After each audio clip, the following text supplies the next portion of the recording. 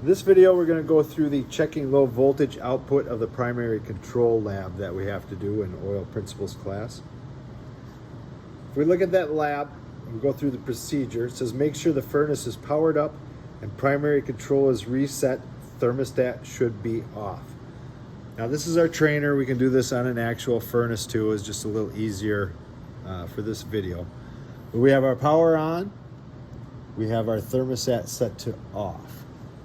And our button is reset. It says remove the thermostat wires from TT on the primary controller. So we've removed the thermostat wires from TT. Same thing could have been done if we would have just unplugged our wires that come from our thermostat. So 24 volts is not going to this unit right now from the thermostat. But if we check our voltage, we got 29.7 volts there. So where does that voltage come from? We have our power through our limit switch coming to our primary control, and we have our neutral coming back. So if I check the power inside, I have 121.6 volts.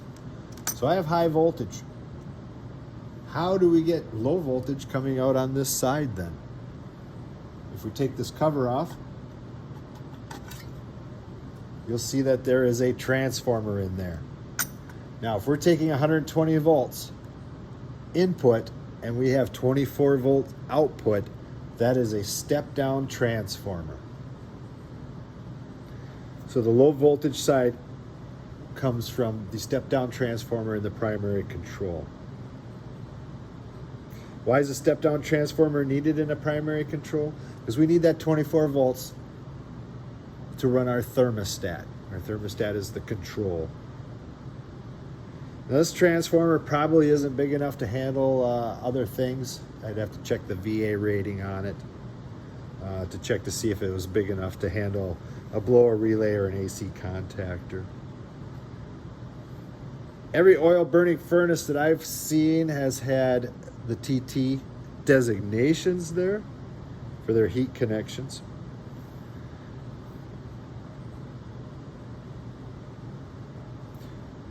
This interacts with the CAD cell. So our FF, that's our flame, that's our CAD cell. Remember, light makes that resistance go down, so everything flows through it. When it sees dark has very high resistance, light has very low resistance. If this CAD cell were to get dirty inside this burn chamber here, it would probably trip our limit because it's not going to sense any flame, and it's going to tie them out after about 40 seconds. So you'd have a limit switch if that CAD cell gets dirty because it's going to think it's dark in there even if there's a flame.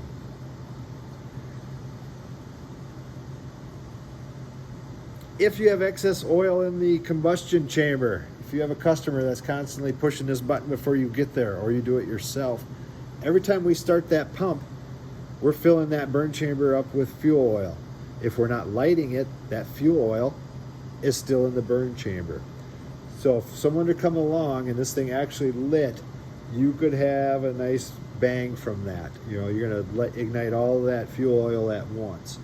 So there is usually a flap that you can pull down to check that burn chamber.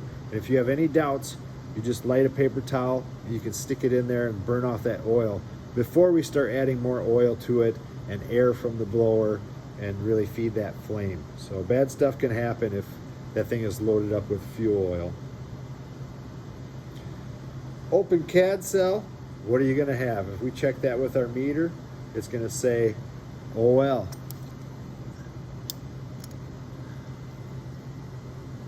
I don't have my leads touching. We're reading OL. That is over limit.